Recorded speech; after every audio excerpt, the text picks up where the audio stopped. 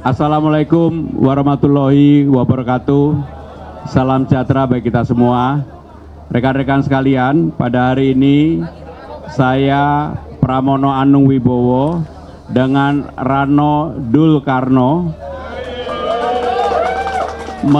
mendaftarkan diri menjadi pasangan calon gubernur dan wakil gubernur DKI Jakarta dari PDI Perjuangan. Seperti tadi yang disampaikan oleh Ketua KPUD, berdasarkan PKPU yang baru, maka syarat telah terpenuhi untuk didaftarkan dan semua dokumen telah kami sampaikan.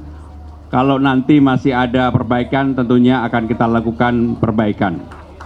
Saya dan Bang Dul terus terang, terutama saya pribadi dan termasuk Bang Dul, sama sekali 5 hari yang lalu pun membayangkan untuk menjadi calon itu juga tidak. Artinya apa?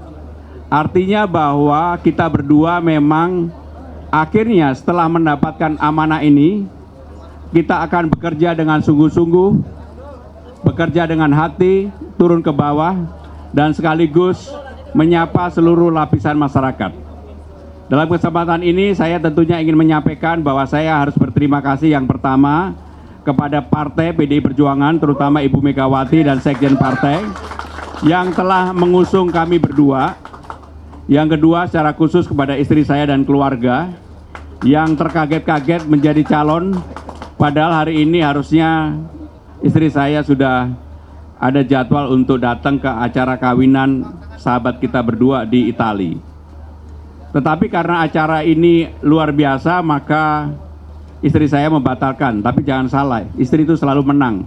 Katanya jangan ganti rugi, tapi ganti untung.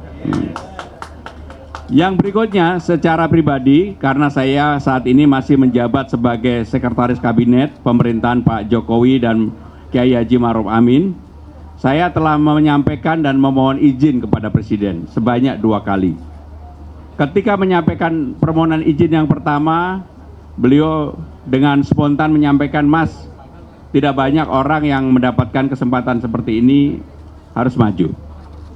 Walaupun terus terang pada waktu itu saya masih ragu-ragu mau maju atau tidak. Besoknya kemudian saya minta izin kembali kepada Presiden, "Bapak, saya akan maju karena memang permintaan partai, desakan dan sebagainya untuk maju." Akhirnya beliau menyampaikan bahwa ya sudah, maju saja, bismillah. Artinya apa? Saya telah mendapatkan izin baik oleh istri dan keluarga, oleh Presiden, dan yang terutama tentunya oleh Ibu Megawati dan partai yang mengusung kami untuk menjadi calon presiden dan calon wakil presiden pada tahun 2025, tahun 2030. Saudara-saudara sekalian, apa yang menjadi keinginan kami bersama, saya sudah sampaikan secara terbuka dengan Bang Dul bahwa kita memang benar-benar ingin membuat Jakarta lebih ramah, lebih bersahabat, lebih melayani, Jakarta untuk semuanya, dan nggak perlu tagline yang terlalu hebat-hebat, karena saya ini adalah betul-betul goeser. Hampir setiap minggu saya goes 3 kali maupun lari di GBK, sehingga saya tahu daerah-daerah yang perlu dilakukan perbaikan. Banyak orang bertanya kepada saya pribadi, "Mas Pram, kan nggak pernah muncul di ruang publik lebih dari 7 tahun. Saya memang tidak pernah muncul sama sekali. Memang diwawancarai juga tidak mau, disut nggak mau, paling ada di belakangnya Pak Jokowi atau di belakang Ibu Mega. Karena selama ini memang mengerjakan untuk dapur.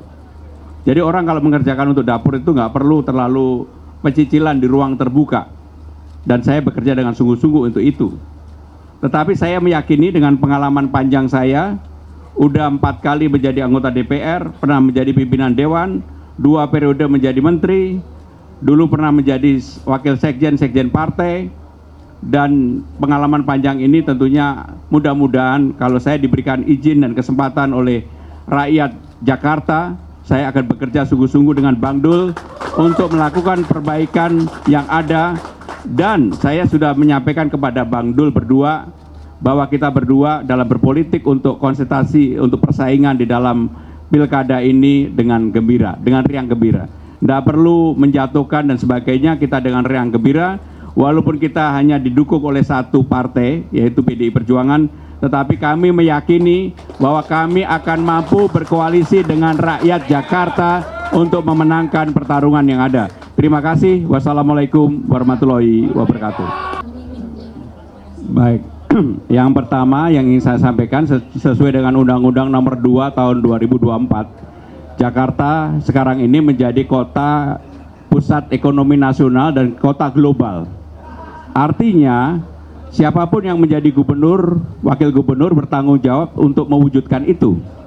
Dan yang tidak kalah pentingnya, saudara-saudara sekalian, sebenarnya Jakarta ini sudah dibangun dari gubernur ke gubernur. Dan sayangnya, pembangunan itu tidak berkelanjutan. Kami berdua kalau diberikan kesempatan apa yang menjadi legacy, mulai dari Pak Sutioso, Bang Foke, kemudian Pak Ahok, Pak Jarot, Pak Anies, semuanya akan kita lanjutkan dan kita akan lakukan perbaikan. Karena nggak bisa pembangunan itu dilakukan sepotong-potong. Itu yang pertama.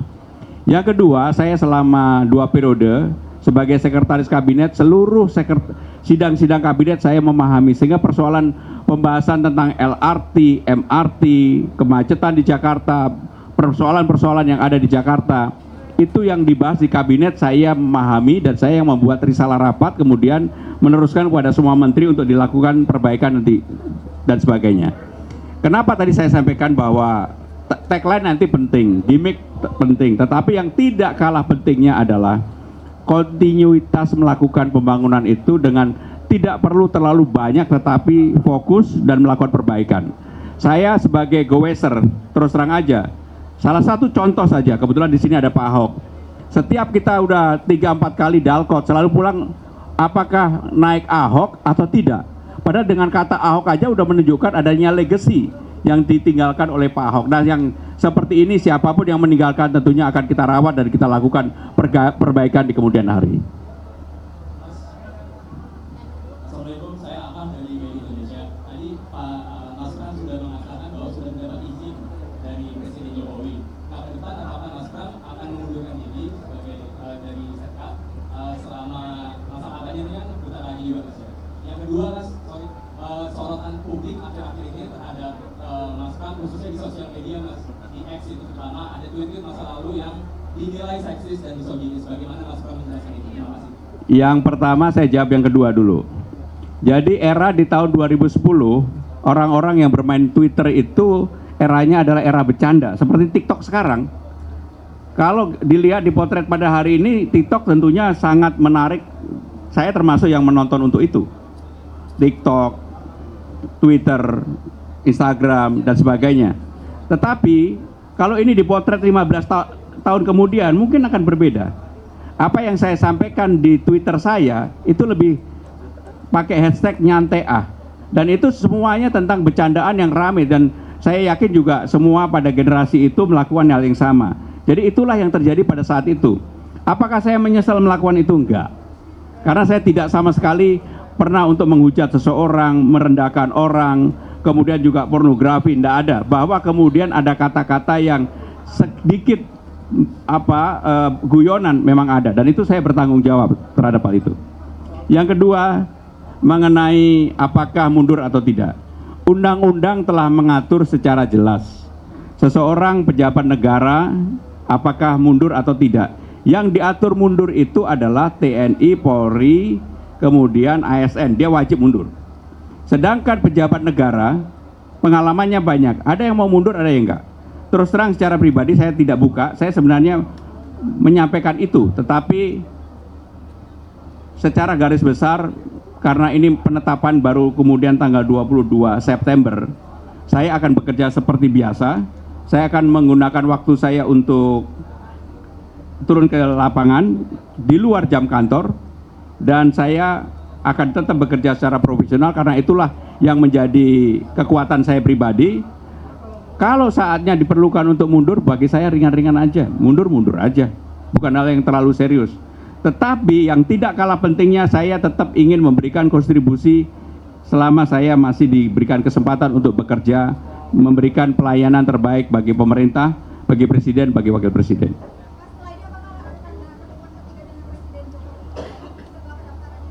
Loh, saya ketemu sama Pak Presiden Jokowi kan hampir setiap hari. Beliau kebetulan hari ini keluar kota ke Jogja dan besok ke Jawa Barat. Jadi bagi saya saya bekerja profesional, sangat profesional. Maka untuk bekerja profesional seperti itu nggak gampang. Tapi saya bekerja profesional dan boleh ditanyakan kepada para menteri, apa yang saya lakukan pasti diapresiasi. Udah terakhir ya? Tadi udah kan? Mas Dul, belakangan kan ada foto Anda dengan Pak Anies Baswedan. Apa yang dibicarakan? Apakah sebelumnya PDIP ini melirik Anies Baswedan lalu tidak jadi?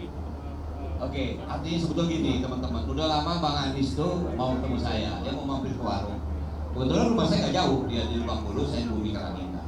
Teman-teman tahu lah saya punya warung. Cuman belum pernah dapat waktu untuk ketemu. Waktu itu beliau nanya, Bang ada di mana?